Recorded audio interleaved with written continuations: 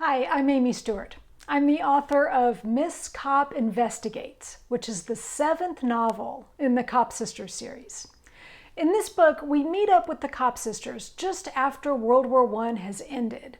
And like a lot of women at the end of the war, they all have different plans and different ideas about what they'd like their lives to look like next.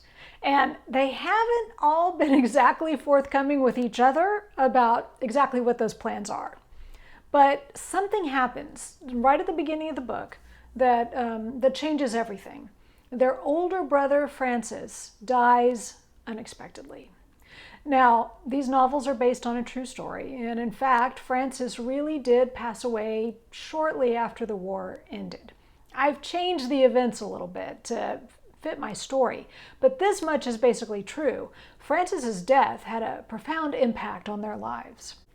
You're going to see the youngest sister, Fleurette, take center stage in this novel. She gets into a line of work that would have been pretty scandalous at the time, but it was well enough known and understood that it turned up in the newspapers a lot. In fact, for my research, I read a few wonderful confessional articles with these scandalous headlines like, "I was the unnamed blonde in hundreds of divorce cases."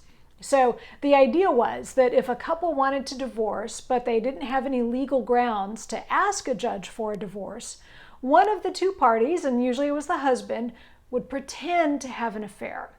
So what he'd do is he'd hire a woman to pose as his girlfriend, and the two would be photographed by a detective who was in on the deal.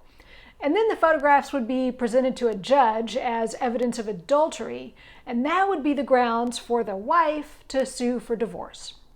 I can't say with certainty that Fleurette actually did this work, but there really is a bit of kind of rumor and innuendo in the historical record, so it might be true. But what I do know is that all three Kopps worked with John Ward's law firm, and he was definitely involved in a lot of divorce cases. So in the course of this work, in my version of it, Fleurette gets tangled up in a much bigger drama, and she shows us, and also shows her older sisters, that she too has the makings of a fine detective. So by the end of the book, the Kopp sisters are on a new trajectory for the 1920s, and it's one that is very true to what they actually did. I'm not going to say too much about it because I don't want to spoil the ending, but you'll see that in the decade to come, it only gets better for the Kopp sisters. So I hope you enjoy the book. Thanks for reading it. And please feel free to get in touch. You know, I send out a newsletter. I'm on social media.